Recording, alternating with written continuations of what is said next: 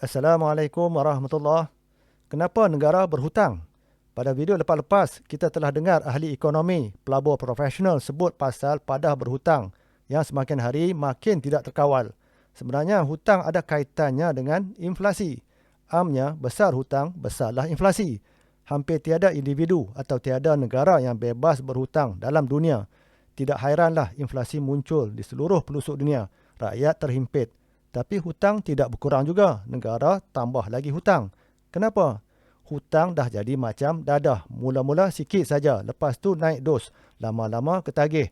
Penghujung ataupun kemuncak kepada ketagihan dadah tak perlu kita sebut lagi. Semua orang tahu nasib si penagih. Minda jadi mereng, badan hancur. Jadi beban, liability kepada negara. Itulah perumpamaan negara. Ketagih hutang. Minda yang waras kata hutang bakal hancurkan negara dan rakyat. Tapi dek ketagihan tegar, kerajaan tak mampu patah balik. Dia nak tambah hutang juga walaupun dia tahu kesannya. Simptom dah nampak jelas inflasi. Tapi tak boleh ubah. Baik, tahun 2020 menyaksikan lonjakan terbesar dalam hutang kerajaan, public debt, sejak Perang Dunia Kedua, merujuk sumber IMF ini.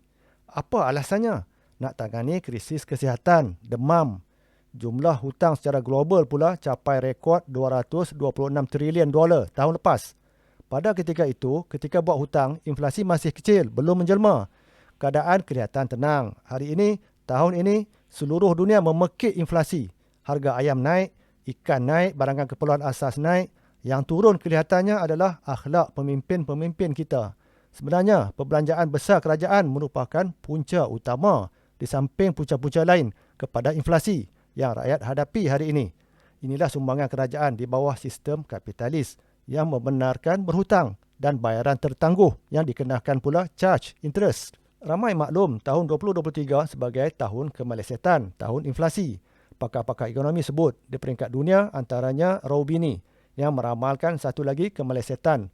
Namun, itu bukan isunya kerana kemelesetan ini bersifat berkala, ada kitarnya.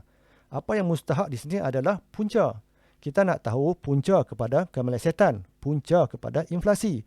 Jelas disebut oleh Roubini, iaitu paras hutang yang tinggi di mana kita berada dalam perangkap hutang. Katanya dalam temu bual ini. Perkara sama disebut beberapa ahli ekonomi yang kita muatkan dalam video-video sebelum ini. Baru-baru ini, Auditor General turut lahirkan kerisauan dan beri amaran. Kita tak boleh berterusan meminjam untuk servis hutang-hutang lapuk. Sebenarnya jumlah yang signifikan wang pinjaman baru yang dibuat oleh kerajaan digunakan untuk bayar hutang-hutang lapuk. Tambahan lagi, kerajaan bayar faedah interest kepada hutang naik kepada 46.1 bilion tahun 2023 nanti. Apa bezanya dengan Alung? Tak mampu bayar, default, maka aset mungkin kena rampas. Tak berhutang, maka negara tak maju. Kata ataupun ikut penanda aras sistem barat ini. Saya fikir cara penyelesaian kerajaan menerusi berhutang dah sampai level ketagihan tegar. Sukar nak pulih. Bukan pada level kerajaan sahaja budaya ini berlaku.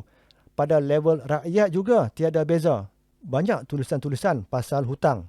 Artikel yang ini sebut hutang sebagai penyakit. Artikel ini pula ulas 4 ancaman orang berhutang di mana kata-kata mereka yang berhutang juga dikhawatiri dusta. Justru ada sabda Rasulullah SAW dalam hadis riwayat Muslim. Allah Subhanahu Wa Taala mengampunkan semua dosa yang pernah dilakukan oleh seseorang yang mendapat mati syahid, melainkan orang yang berhutang.